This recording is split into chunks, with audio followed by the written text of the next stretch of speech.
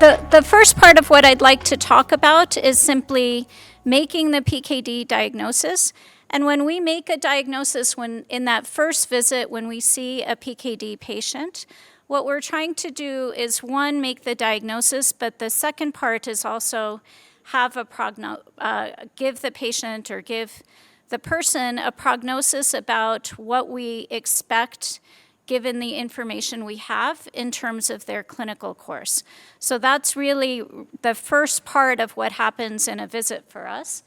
And here, I'm just showing you what that pathway looks like. So when we see you for the first time, that's what we're doing. We're looking at the imaging, we're looking at the clinical features, and we're saying, this is what we think you are, right? We think you're either a rapid progressor or a slow progressor, and here's how we can help you in that course that we see maybe is starting to emerge. And so a lot of that you've heard about, which is the basic management, the dietary guidelines, the blood pressure management. Kayla, can you advance one more slide, please?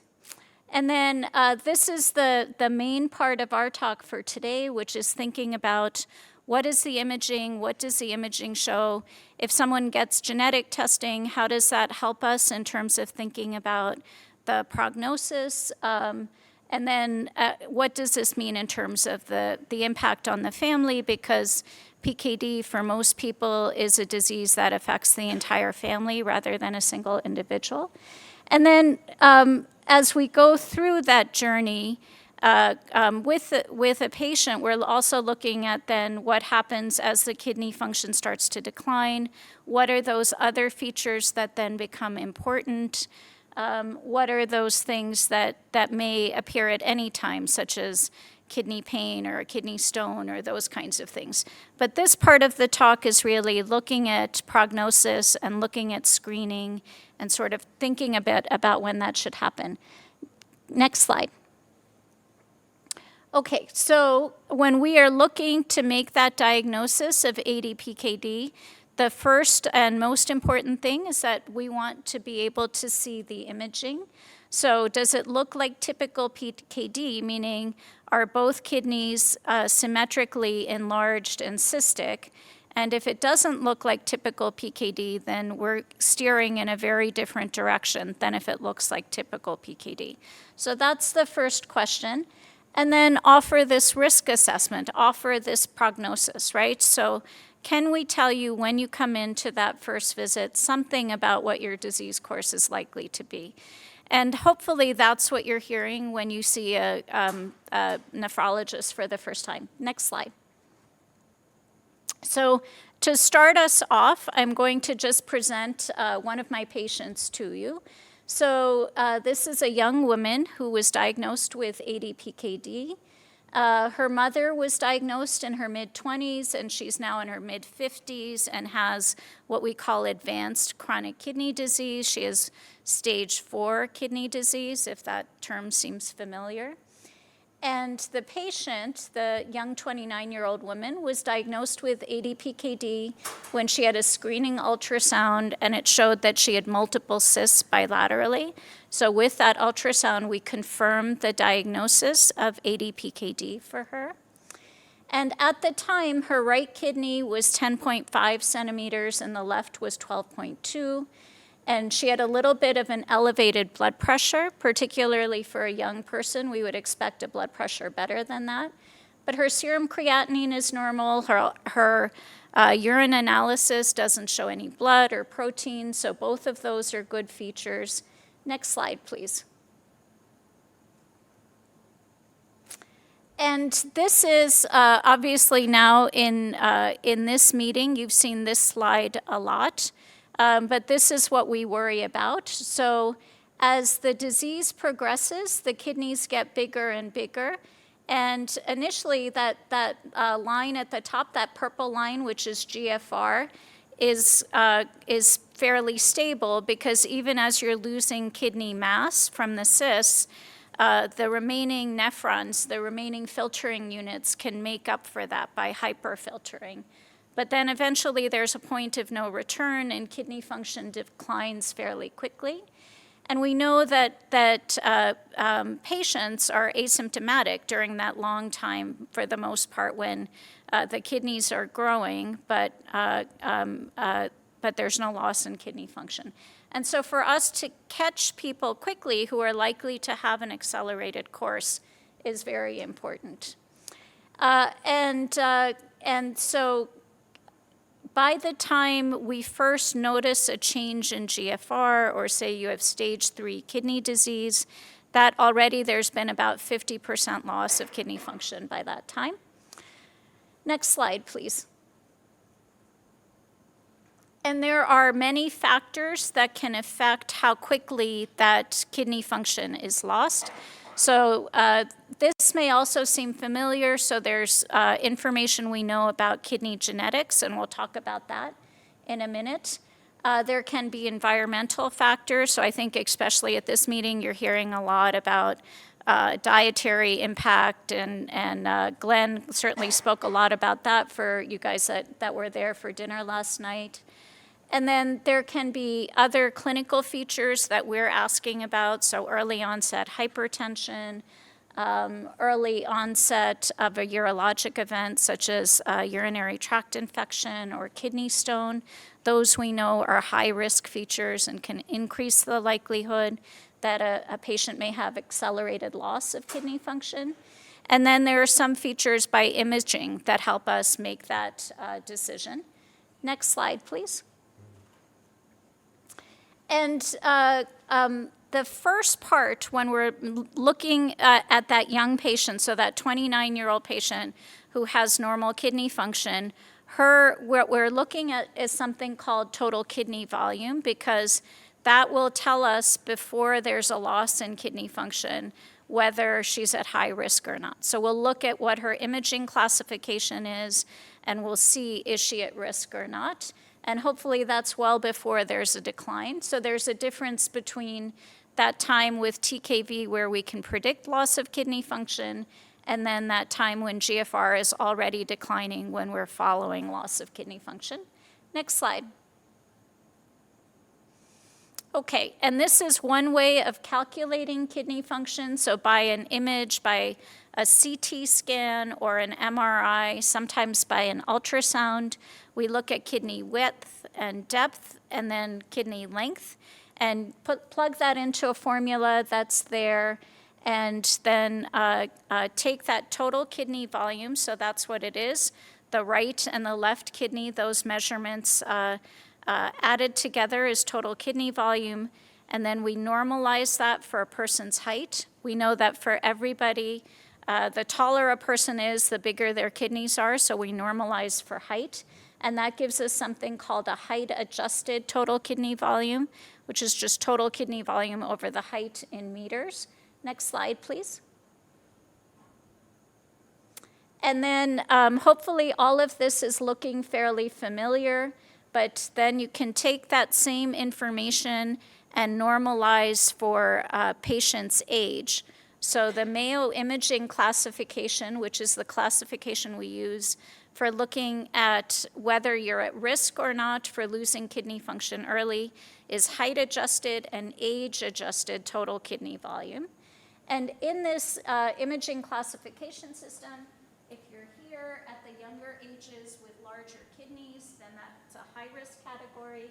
So class 1E, 1C, and 1D are the high-risk imaging classifications, whereas 1B and 1A are the lower-risk classifications. And you can see that on the table as well. So you can see what it's showing you in the table is the relative change in kidney volume, and then how that corresponds to the relative change in kidney function, or in GFR, that glomerular filtration rate, which is a way that we estimate kidney function. Next slide, please. So back to our patient, she had a volumetric MRI. If you haven't seen these MRI images, I'm showing you a coronal image. So if you can imagine, I just cut straight back like this, starting from my belly and moving backwards. These are the images, so you're seeing the kidneys sort of in their length measurements, and here, what you see here, each of these So each of those bright white dots is a cyst in the kidneys. And you can see that she's got cysts in both kidneys, so that's the bilateral symmetric enlargement of her kidneys. But she has a lot of normal kidney tissue around the cysts too, and that's what you would expect for someone who's younger. And she is fairly tall for my version of the world. She's 5'5", so 1.7 meters. So her height-adjusted total kidney volume is 355 mils per meter, and that makes her Mayo Class 1C. So she's in that high-risk category, but she's in the lowest risk of that high-risk category. Next slide, please. And so if I plot where she is, she's this dot right here. So she is, thank you, Kayla, for that. She is right at that borderline between Class B and Class 1B and Class 1C. So right at that borderline of maybe being high risk. And you know, then the thing that's important is to see, does she have any other high risk features that are likely to push us one way or another in terms of giving her some risk prognostic information. Next slide, please. Okay, so there are two tools that we use for risk prognostication. The first is that imaging classification that I ran through, because hopefully you've all seen it before. The second is something called the PKD score, which is based on genetic features. Next slide.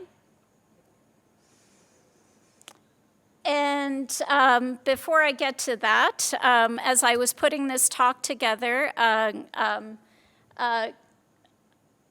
Dwight reminded me of this paper. So if you guys haven't met Dwight, he is our nice moderator for this session.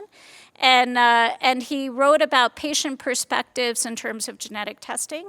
And I encourage you guys to read it if you haven't, because it's really fairly positive that most patients really want to have some information back about genetic testing if they can. Okay, and so that takes us to this piece of how this information then that she got for a different indication can feed back to some of the prognostic information I can give her. So this is something called the PKD score, and it's based on a few clinical features and on the genotype, what comes back from that genetic testing, for me to give her some more information about what her risk is for early loss of kidney function. So the clinical data here, it's based on the patient, whether they're male or female, whether they've had high blood pressure before the age of 35. Having early onset high blood pressure is associated with higher risk of prognosis, whether they've had a urologic event, such as kidney stone, urinary tract infection, a kidney infection, a burst cyst, any kind of urologic event before the age of 35, and then the type of genetic variant that's causing the PKD. So you guys may already know there are two main genes that cause most of the PKD, PKD1 and PKD2. And PKD1 is probably about 75% of the population. It's the one that's associated with more severe disease, with earlier onset disease. PKD2 is the one that's the later onset, milder disease. So here you can see in the point score, you get a point for being male, for 2 points if you have either one of those high-risk clinical features, the hypertension or the urologic event before the age of 35. And then depending on the variant type you have, no points for a PKD2 mutation for that milder mutation, but 2 points for a non-truncating PKD1 mutation, and then 4 points for a truncating PKD1 mutation. And next slide, please. And so how do you interpret the PKD score? So there's a high-risk category. So if you add up the points and you're in that 7 to 8 point range, then there's a risk of developing end-stage kidney disease before the age of 50, versus if you're in that intermediate range, the 4 to 6 range, then the likelihood of developing end-stage kidney disease is pushed back a little bit to the age of 57. And if you're in the lower risk category, that's the best prognostic category, where the likelihood of having kidney failure may be in the 70s or may not happen at all. So this is another way of giving someone prognostic information depending on their genotype. Next slide, please. Okay, so she has a pro-PKD score that's in that intermediate range of 4 to 6, and then that means that she has about a 50% chance of developing end-stage kidney disease by the age of 57. And if she holds true to her Mayo imaging class, then in 10 years, so she's 29 now, when she's about 40, she'll have stage 3 kidney disease with a GFR of about 48 mils per minute. And in 20 years, she'll be approaching end-stage kidney disease. So both of those risk classification scores are giving us about the same amount of information. They're both saying sometime when she's in her 50s, she's at risk for developing end-stage kidney disease. Next slide, please. And then the reason this is important is because obviously now there's a therapy that is a therapy for slowing down PKD, but I think of therapy and of tolvaptan therapy as sort of like a brake. It doesn't stop the train, but it sort of slows it down. And so the earlier you can slow down the disease progression, the more time you gain in terms of when you finally, like to keep with this train analogy for one more second, when you finally pull into the station, right? When you finally develop end-stage kidney disease. So this is probably an algorithm that you've seen a few times now. So when we're seeing a patient, that first step is confirming the PKD diagnosis, then deciding is this typical PKD or atypical PKD. If it's typical, coming up with a risk classification tool, and then if it's in that high-risk category, the 1C, 1D, 1E, we would consider tolvaptan therapy. And I think most of us would add, if the patient meets high-risk features based on pro-PKD and by imaging they have large kidneys, that would also be someone who would be at high risk. And then everybody, regardless of their risk category, we talk to them about optimal dietary choices, maintaining a good blood pressure, maintaining a good cardiovascular profile. So everybody gets that information, but the additional information is for those people at highest risk. Next slide, please. And then this is just showing the likely benefit for people who get tolvaptan. And the key part here, and for those of you who are looking through the posters earlier, you'll see that Dr. Chabi presented some work showing that those patients who get treated early with tolvaptan, so in that 18 to 35-year age group, those are the folks that have the biggest benefit from being on tolvaptan therapy, in the order of about 10 years from his poster. And that's what we're showing here, that the earlier you start treatment, the more benefit you get from treatment in terms of years delayed before end-stage kidney disease ensues. Next slide, please. Okay, so the title of this talk included timeline and impact.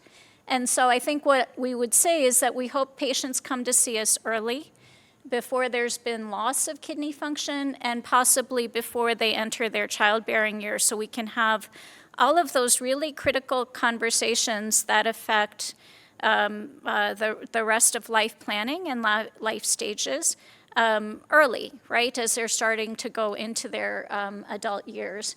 And the reason for that is that way we can have the greatest impact in terms of treatment options, opportunities for clinical trials, and potentially for discussing in vitro fertilization with pre-implantation genetic diagnosis for those patients who are interested in it. Not everyone is, and that's okay too.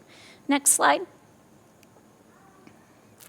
All right, and with that, thank you for sticking with all of our complicated audiovisual problems. Kayla, thank you so much, and we're both here for questions.